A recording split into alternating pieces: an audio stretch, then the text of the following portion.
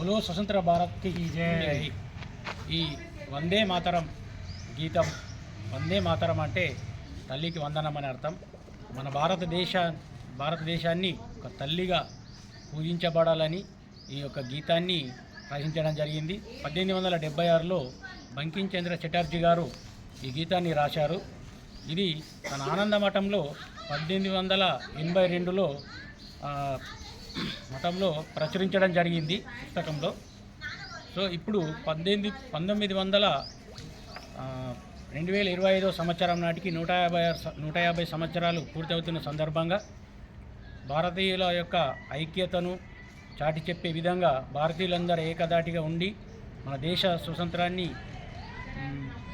ఐక్యతతో నిలుపుకోవాలని, భారతీయులందరూ కూడా ఐక్యతతో మెలగాలని, దేశాన్ని అభివృద్ధి పదంలో ముందుంచడానికి యువతంతా ముందుకు రావాలని నా యొక్క అభిప్రాయం.